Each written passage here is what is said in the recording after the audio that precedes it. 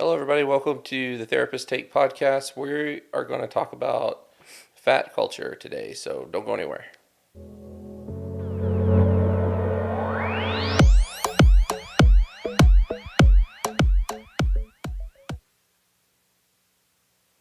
Hello, Rebel. Hello. Good How are you afternoon. doing? I'm good. How are you? Very relaxed and ready for this? Oh, so relaxed. I can tell. Yeah. I can tell by our conversation we just had before. You were coming off as not stressed or anxious or No, anything about having all these cameras on you. not at all, because I never am. And all the questions I'm going to ask, I have lots of questions that are embedded in research. I can't And believe you just gave me this list of questions. You have the best interviews on here, by the way. Hmm. Like they're my favorite ones to go through, and they also do really well No in terms of offense, Carrie. viewership. But I always like having you on here. So for people who don't know, Rebel is the I don't know how to describe you, like the business partner that doesn't want to be in the limelight, I guess, kind of thing. That would be accurate. Okay. And so we like to put you in there. Oh, you had the great airplane story that we talked about last time. Yeah. I love that. I made a YouTube short about that. It was so good. Even my wife we were laying in bed one night and she's like laughing. And I'm like, what are you laughing at? And she's like, I'm listening to this part on your podcast. I didn't even know she listened to the podcast. Awesome. Which episode was that we did that on? Courage. Courage. That's right. We talked about courage. So if you guys haven't seen that yet, at least go back and watch the very first 5 minutes. And you can hear her story about the plane. Ugh. So good. So we are both licensed marital and family therapists. We have certification in betrayal trauma treatment. So a lot of our episodes tend to kind of shift in that direction. You are also a certified eating disorder specialist, correct? That is correct. All right. So before we dive into everything we're going to talk about, let me first cover the housekeeping things and give everybody the episode breakdown, and then we'll dive into our first item to discuss. So in terms of housekeeping, just want to remind everybody the typical social media things that you're supposed to do. So like if you're watching this on YouTube, please subscribe to our channel. Don't forget to ring the bell so you can be notified when more of our videos are posted or when we go live. And maybe even like the episode. But if you're listening to this on the audio platforms like Apple Podcasts or Spotify, please give us a 5-star review. And again, if you want to go the extra mile, you can write us a nice little note and just kind of help the algorithm so it can get out to more people. And so I'm also trying to get, I'm a little disappointed in I had a goal this year of getting to like 10,000 subscribers on YouTube, and I'm like 4.5 thousand off on that. So that was a little ambitious goal maybe, but maybe if people could share the video, subscribe, and encourage other people to subscribe, that could help us reach that 10,000 mark. It'd be really cool if we get to 10,000 We have 2.5 months left. by the end of the year. It's like, man, we got 4,500 subscribers in 2.5 months. We got it. Yeah. And it's because of Rebel's episode on the podcast. Mm-hmm. That's what did it. Okay, so let me give the breakdown of this episode. So we are going to start off by talking about this idea of fat shaming, and really, like, is the label of fat, is that even a shameful label? Should we even be saying that? So we're going to talk about that for a little bit. Then we're going to move into just the role of disgust in this world of fat shaming. And the third item, we're going to talk about this fat versus thin phenomenon, like this cultural phenomenon where it seems like thin gets preference over fat. And then the very last thing, we're going to talk about acceptance, but particularly we're going to dive into, does acceptance mean that we can't have a concern at all? Okay, so let's start with this first one. So I thought about this one because when I say the word fat, even doing this episode and saying it out loud, I can still feel some shame attached to it. Like I shouldn't be saying it.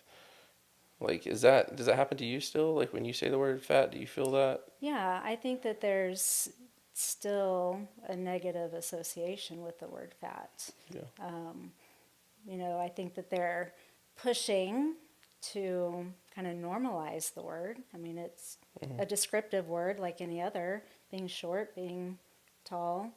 Right. being fat, but I think that there's still a lot of hurt. Yeah, I think it often is like equivalent to like almost saying ugly. Like if we were saying like, that ugly person, or I'm an ugly person or something like that. It just feels like it's in that same category to me. I feel like we just need a new word. So, I mean, really, what a lot of people have started using is the word larger. Although, I think that they're still pushing to Yeah. normalize the word fat. Yeah, I mean to me fat is the substance that is creating the largeness, I guess, right? That is the physical thing that's on your body, but it's not me. I'm not fat. I have fat on me. I have a lot more muscle on me than I do fat, but we don't go around saying, "Hey, muscle." Right? I'm a muscle Right. person. Yeah. Right? So Yeah. I just feel like, large uh, still feels like there's a little shame in that. Yeah. I think anything that indicates that you're beyond an average size. So I think for me, like probably plus size is probably the least shameful. I'm a plus size person. I like that better. Yeah. And we'll talk about it here in a little while, but, I think that fat, when people hear the word fat, unfortunately, they think unhealthy. And that's not always the case. Right. Yeah. Yeah. And again, as we'll move into the next category in a minute. We talk about disgust. That's definitely going to be associated with it too. But speaking of like, because I think you and I would agree that language matters, words matter. Um, the whole sticks and stones may break my bones, but words will never hurt me. I think it's the original quote, but I think most Right. people would agree that words tend to hurt the most. They do. And so I think I'd seen somewhere like that you shouldn't really refer to people as overweight either. Is that Correct. right? Because I felt like overweight was not as shaming in some way. Someone say, "Hey, I'm overweight." This is. I kind of wonder if it might have to do with like that. Um, there's like whatever your understanding of what like I'm 44 years old, like a 44-year-old 6'3" man should be, and I'm over that. I'm out of that range, so therefore I'm quote unquote overweight. But since that isn't necessarily indicative of health, then like if I think that for a lot of people, it signifies maybe laziness or not disciplined. I'm not mm, going to the gym every day, mm, so I'm overweight, or I'm not eating healthy food, so I'm right, so overweight. there's like some kind of implication with it Yeah.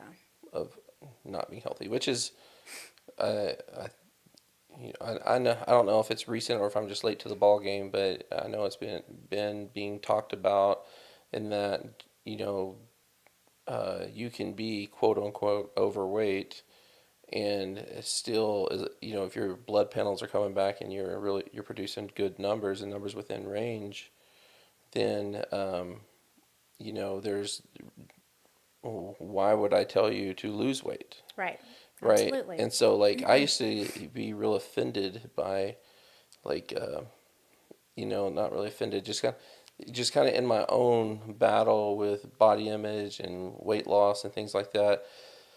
I'd go, I'd go to the doctor for, it wasn't until like maybe a couple years ago that a doctor finally said, "Hey, I think you probably should lose some weight," you know. And his concern was, I'm a pulmonologist, and his concern was mainly with sleep and sleep habits and things like that. Right.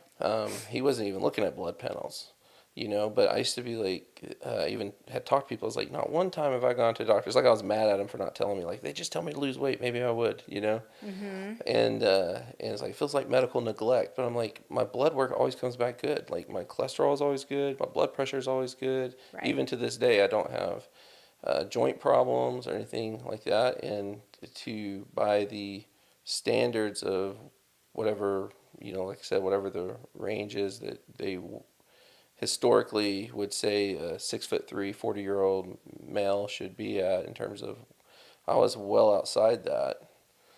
But like I still got a clean bill of health. And Mm-hmm. so Mm-hmm. now I look back on it, I'm like, well, the reason they weren't telling me that is because I wasn't unhealthy, Right. Exactly.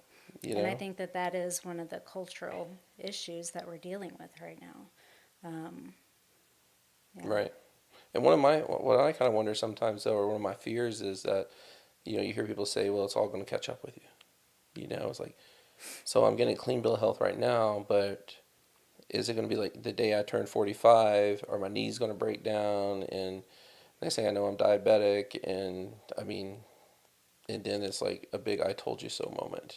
So, which I don't think that's how it happens, but I don't think that's how it happens either. right, Yeah. but that's like the fear.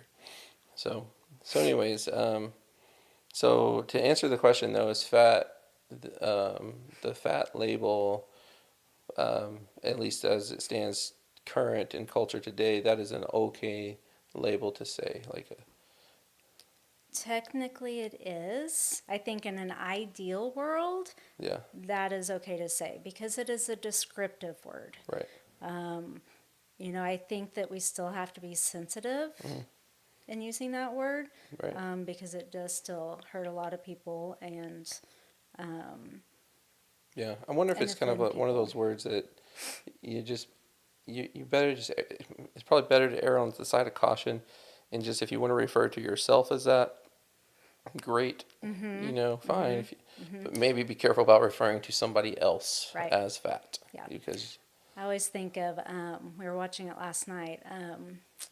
What's that movie? Pitch Perfect. Pitch Perfect. Okay, And yeah. Fat Amy Oh, Fat Amy, yeah. refers to Which, her by as the way, fat. that actress has lost a lot. She's very thin and fit now. Mm-hmm. But yeah, but she would. The reason she would call herself Fat Amy, do you remember? Because I they don't. asked her, "Why would you do that?" And she said, "Because that's what it's ultimately that's what everybody else is going to do. Mm. So I'm just going to beat you to the punch." And Yeah. and as much as like as a comedy and they're trying to poke fun at it, it's actually probably true in a Right. lot of ways. That's one way people cope with things, and Yeah. it's sad. Okay, so let's talk about the role of disgust in shaming. When I think of disgust, Inside Out has ruined me. You've seen that one, right? I have. It's been quite a Yeah. while. I've only seen the first Me one too. though. Yes, fist bump. Okay. I thought I was the only therapist in the world that hasn't seen the No, second I Inside was Out movie. actually waiting for Reagan because Reagan wanted to watch it, and then we just never got to it. Well, I've heard it's fantastic. I'm pretty sure that that movie was. They consulted pretty heavily with some of the top neuroscience scientists in the field to make Oh, that I did movie. not know that. So Interesting. that's a really intellectual metaphor to illustrate the Hmm. phenomenon of brain development and in certain key players, and those five characters being crucial to our existence and survival. Um, and they describe Disgust's role quite well. In terms of like, from an evolutionary perspective, like you put something in your mouth that doesn't taste right, I might want to spit it out. And then I might want to remember how it tasted, so that when I see it, that my brain is able to recall that experience, and then I feel disgusted, like, Right. oh, gross. Mm-hmm. Right? Have you ever had any foods like that to this day you can't eat because of an Oh, experience you had? absolutely. Like Yeah. what? Tuna. Ew. Ugh, Ugh. yeah. See, you're feeling it right now, Right now. right? Yeah. Yeah, I had that experience with a banana once. It took for me a long time to be able to eat a banana. Oh. After, like, I was eating a banana in the dark. Not a good idea. Huh. Not a good idea. You don't know where the bruises are, you know? Oh. And I'm Yeah. getting down to the bottom of this Ugh. banana, and I'm like, this doesn't taste right. And I like flip the light on it, and it's just this black, gooey. Oh I'm like, what? no. And like for the longest time, I actually could eat bananas, but I would actually break off about an inch from the bottom because my brain was associating it with the end. Right. And I was like, and so I just forever could not, just couldn't do it. But yeah, I think we all can relate to that. And that's the point of disgust. So like, why do you think, like, how did this happen in our culture where we're like, we feel disgusted with fat people? I'm not saying everybody does, but I do think that um, it's not something that's just happening in the minds of plus sized people. Right. you Right. know, that, Well, and it is interesting because, I mean, yes, moving into our culture and in our day and age, it does for a lot of people, there's disgust there. But back in, you know, hundreds of years ago, fat people were hmm the rich and right. the beautiful. And Yeah, so, that's why I like a lot of paintings from like the days of Michelangelo and things like hmm they're not these trim cut, muscular, like they've been doing Pilates right, for their whole life, type paintings, it's like because that was uh, thicker people were esteemed. And so yeah, they're definitely, and I don't know at what point in time it was. I'm sure there's some social scientists out there that have um, better answers than we do to that. But there clearly was a shift at some point where then fitness became that component, hmm and then of course social media exacerbates it. I have, there's a lot of celebrities that have been uh, railroaded on that stuff. Like Lizzo's probably the biggest one right now that has been raked over the coals. The one that I think about the most, though, historically, is Jonah Hill, who I don't think you know. This one really shocked me. You do not know who I Jonah don't Hill know is. who Jonah Hill is, but I also didn't know any of the movies that you referenced. So, But his weight has fluctuated. He's been very thin at times and very heavy at times. But I think most of the time he's probably gravitated toward the larger size. But I have a quote from him I'm going to read. That I thought this was a tweet actually that I took a screenshot of. I don't know when he sent this, but so this is what he says. He said, "I don't think I ever took my shirt off in a pool until I was in my mid 30s, even in front of family and friends. Probably would have happened sooner if my childhood insecurities weren't exacerbated by years of public mockery about my body by press and interviewers. So the idea that the media tries to play me by stalking me while surfing and printing photos like this, and it can't and it can't phase me anymore is dope. I'm 37 and finally love and accept myself. This isn't a good for me post, and it's definitely not a feel bad for me post. It's for the kids who don't take their shirt off at the pool. Have fun. You're wonderful and awesome and perfect. All my love." Then he says, "Oh, and Daily Mail, not even you can take that smile from my face." It's just a beautiful post, I think. that is Yeah. beautiful.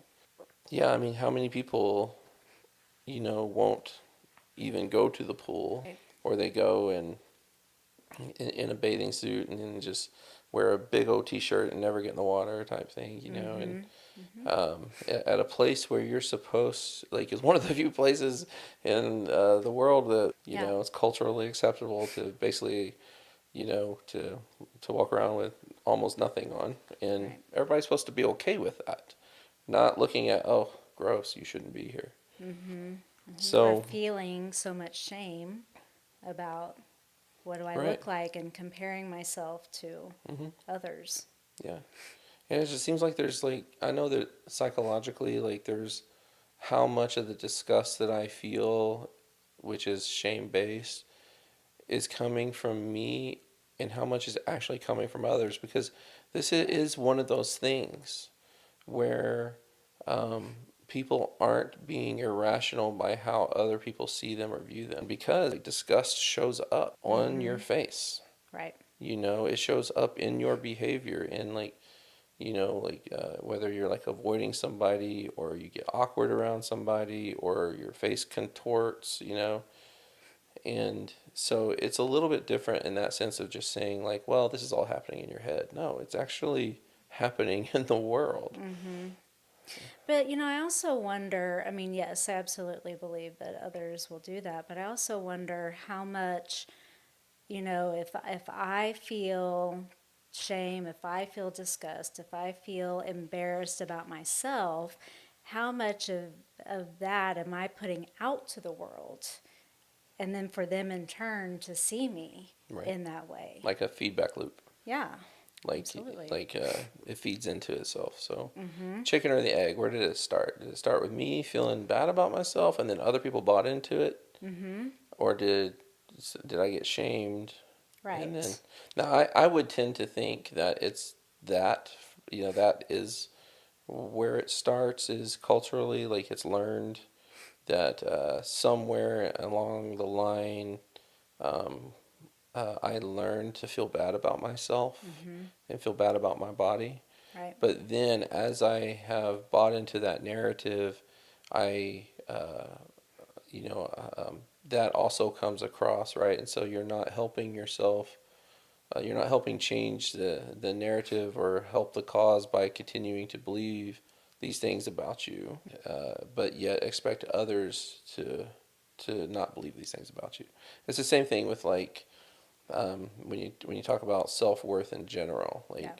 Like the best thing I can do to convince somebody else I'm worth the trouble is how I say it. Is to believe you're worth the trouble. I mean, Absolutely. you're going to have a hard time selling any type of product, if you don't believe in the product, Mm-hmm. and so even though it probably isn't, I would venture to say that 100% is not your fault how you feel about your body. The responsibility of changing that does fall on us because we're the only ones that can do it, Right. and Yep. that sucks in some ways. I wish we could just flip a light switch or something and it changes. But I do think a lot of that too. I mean, body image often um, is a representation of how we feel about ourselves. Hmm. I mean, I'm not worth it. I'm not good enough. There's something wrong with me. Oftentimes that does come out as a body image issue. Hmm. Um, So maybe that's not where it began, is what you're saying, right. right? Yeah. So it kind of manifests itself, and Mm-hmm. well, that's interesting. That would be interesting to explore. Do you see that with clients you've worked with then, like Mm-hmm. where they have a body image issue, but it's the core of what's going on is just deeper Right. than. So most of the time with eating disorder work, body image tends to be the last part of Hmm. it. And part of it is because we do have to kind of get our mind going in the right direction. Hmm. But part of it is because if we begin to change and shift that self worth that you're talking about, Hmm. oftentimes that body image issue tends to just kind of dissipate on its own. Hmm. Um, That's interesting. But people can have like body dysmorphic disorder, for example, and mm-hmm. not have an eating disorder, correct? Like, I mean, Correct. there are people uh, that have insecurities about their like pathological insecurities about their bodies don't necessarily manifest into how they feel about food Mm-hmm. or anything, right? Right. Yeah, but that is interesting. I do I can definitely see how it can be more than one thing at a time. Um, but I haven't really thought about it as like there's some other deep seated Mm-hmm. issue going on, and it's kind of just manifesting itself I kind of see as it that. like anger. I mean, anger is Right. typically a Yeah. That's a secondary great way. Yeah. emotion when those other emotions are primary. Right. That's kind of how I see body image. It's a secondary issue. Mm-hmm. But if we deal with the primary issue, it tends to Right. rectify Yeah. itself. Yeah. Have you seen it where that just is the issue? Body image? Yeah. Yeah, I have from Yeah. time to time. Like, cause I was just thinking about like culturally, for example, Yeah. like if somebody grew up just constantly hearing like, which happen, I've heard this from many clients, comments being made about their side, like you need to lose weight or you're not pretty. Mm-hmm. If you want to be pretty, you need to be this, Uh-huh. and there's a lot of pressure of that on girls. Or even mom saying, oh man, I look fat in this Oh yeah, dress. And so the daughter's hearing this and yeah, starting to yeah, try to make sense of yeah. that. And what's happening, and let's just go ahead and move into the third topic, which is the uh, fat versus thin. And what I put on there is like there's a cultural imbalance, because I think what you're talking about is moving into a cultural thing where we associate some kind of value with our body size, Mm-hmm. right? And so what you're saying, like this child is hearing because it's being reflected by the mom or the dad, is that I'm of lesser value at this size. You Right. know, like I want to be of value. And Mm-hmm. so to be of value, I must maintain a certain particular size. Look. Yeah. Yeah, look. Look. Size. Right. Yeah. Absolutely. And and again, um, I don't know. I haven't read the latest research on this, but I do remember reading some of the research on that. Like, you know, it is not there is precedence or preference is the word I'm trying to get at. Their preference is given to quote unquote pretty people Mm-hmm. over people who aren't as pretty, I guess, to say it that way. Um, and size plays into that. So I think I'd read like that, you know, in courts, like uh, pretty people will get off more often than not. You know, will Right. get charges dropped, won't get as severe sentences. You know, in addition to some other things. Mm-hmm. Um, and so, like in other words, if your image meets this cultural standard of pretty or attractive or whatever word you want to use, Mm-hmm. um, then preference is often shown to you. And I think we see that all the time with thin versus Right. plus. Well, and unfortunately, we even see it in doctor offices. You know, I mean, We do. we do. Tell me, like, I want to know. So a lot of doctors who are not, who don't have a lot of knowledge of eating disorders or body weight. I can go into a. We actually had. I've had a client who went into the doctor's office for a cold, and just needed like an antibiotic, and Mm-hmm. left with a weight loss medication. And so they're not. Doctors Oh don't wow. necessarily look at pulling the Mm-hmm. blood test and look at lipids and look at Mm-hmm. the heart, because they just say you just need to lose weight, and so they Mm-hmm. don't even look at I wonder if the that's. rest of the I wonder health. if that's happening more with women than men. Also, from a cultural point of view, like you know, body expectations have, or I would think, our our culture puts a lot more of pressure on women to look a certain way than men. You know, Mm-hmm. because earlier when I started this, I was talking about like how I was like upset, like that, like, I feel like it's medical neglect. And what you're saying is that it seems like that maybe with this particular person and maybe other women, I don't know if it's happening to men, but they go in for one reason and they're like, and they are telling them they need to lose weight, even though that's not why they came. Right, right. And so when you were saying that earlier, my thought was, oh, this is a doctor who actually Right. is aware of what to check Yeah. for in terms of health Hmm. versus the size. Right.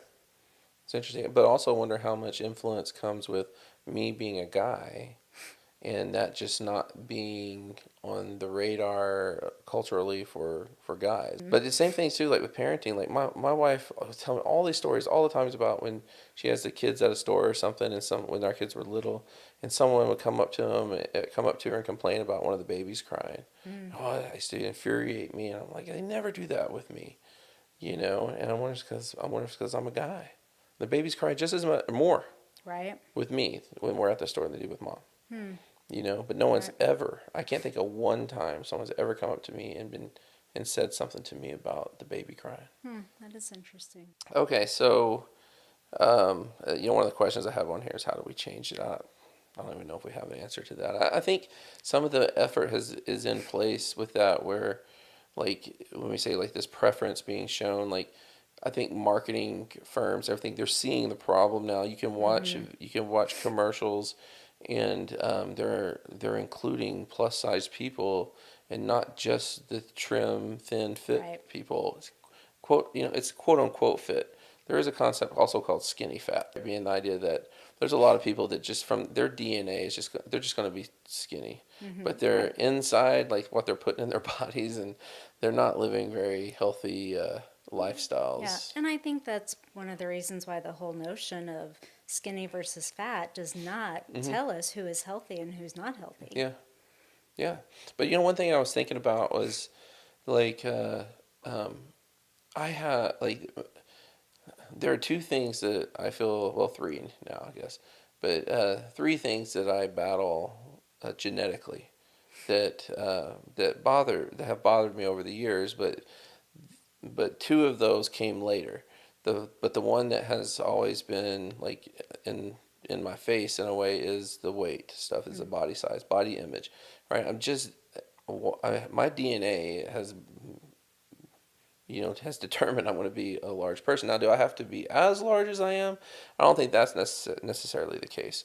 But DNA does play. I'm convinced genetics plays a Absolutely. lot into that. The other one is hair loss. I wish I had Mm-hmm. hair. I lost my hair in my 20s. And then as I've gotten older, I've my skin has really it's just not fun. Mm. Let me just say that.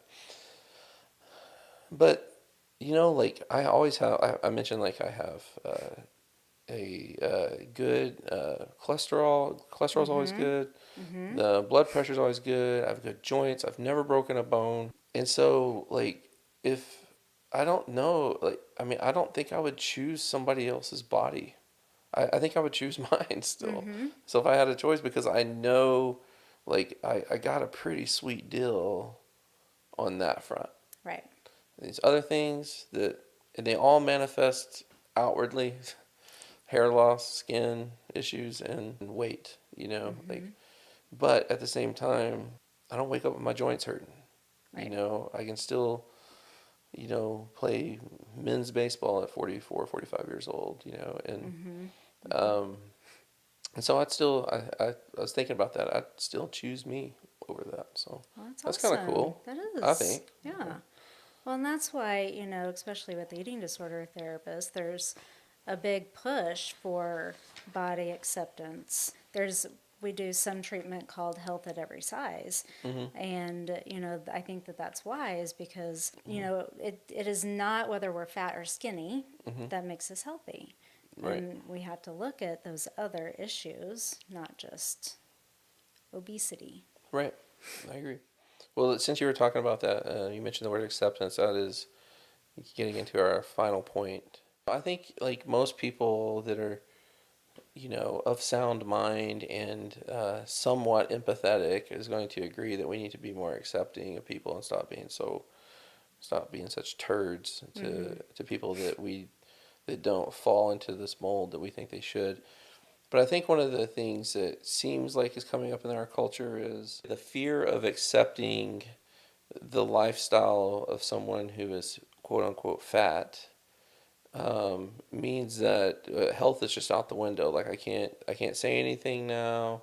I have to accept you, and that I can't be critical or in any way, shape, or form. And I don't think that is the case. I think what they're not able to do is to differentiate that part of what they're feeling is disgust, Mm-hmm. and that needs to go. I think the worst thing you could do right now is assume that they're not healthy. I mean, why? What's the point? You're not a doctor. Mm-hmm. I mean, you don't even know if this person's walking by you. Don't feel bad for them because that's all that shame and disgust coming up. Right. That's the thing I have a problem with. No, but like if my kids are um, putting on weight at a rapid pace, that's beyond the limits of what you would expect at a kid their Mm-hmm. age. Mm-hmm. I'm probably not gonna say a word to them. I'm probably gonna ask the doctor, pediatrician, like, hey, do I need to be concerned? Right. You Right. know? Right. But that's more concern, whereas I think what you were talking about earlier is more judgment. Yes, 100%. And so I think that Yeah, those are two very different things. right. So yes to concern, no to judgment, Right. right? Absolutely. And I think people couch their judgment in concern, and I Mm-hmm. think that's not fair. Mm-hmm. Oh, I'm just being, I'm just, I'm not.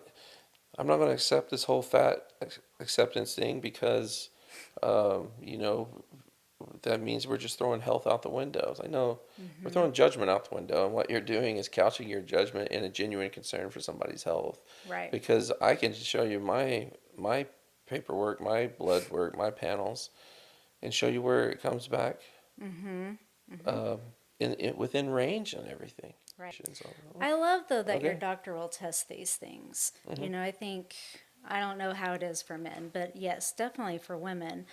We go in, and one of the first things for larger women, one of the first things that the doctor does is pull a BMI chart, Hmm. out. Oh, I hate the BMI. And, well, it's not even accurate. I know because you can have somebody who's like just completely ripped and muscular and be obese, Yeah. but So, based on so can that, I give you a why are they little still using history it? with Yeah, the go BMI? please, please. So, the BMI, under a different name, was originally created by a mathematician astronomer from Belgium. Oh, it makes sense. Uh-huh. Right, right. And the reason he developed it was to look at the bell curve of what a normal person, Mm. the average person, Rebels doing air quotes right kind now. of looks Normal. like, and how their body shape is. And so that's what they used it for. But even that, they only studied Mm. European men, and Oh, okay. so Oh, okay. insurance companies started noticing this, and they kind of took on the BMI chart Mhm. in order to decide on the how Mhm. much people are going to pay, whatever. Yeah. And then I think it was in 1970s, a researcher came back and looked at it again and did some studies on it, did some research on it. However, he only tested, I want to say about 7,800 men, healthy men, to gauge whether they're obese, whether Mhm. they're, not obese.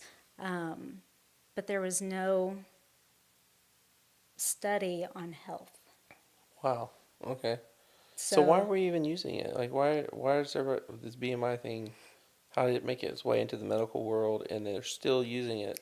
I don't know. It sounds like they're trying to get away from it a little bit, but because Some doctors are, yeah. and so right now I'm the president of Oklahoma Eating Disorders Association, and that's Mhm. one of our big pushes this year is getting more information into the doctors' hands, That's great.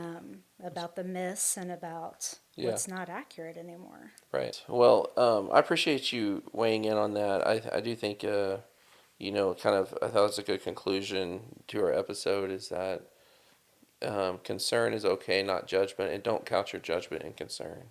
Right. I think, yes, people who battle body image issues, they have a lot of work to do. Sometimes it's a major uphill climb, and sometimes, you know, um, I always call it the TV that plays in the background that's saying Mm. awful things about you. I don't know if we can always change the channel, but I think we can definitely turn it way down. But I think it would help for people that are judgmental toward heavier people to really take a look at themselves, and ask like, why do you have to feel that way? Like, why do Right. you have to be disgusted by somebody who doesn't fit the mold? Mm-hmm. Why is and so um, let's just work at doing better, basically. So, Sounds great to me. all right.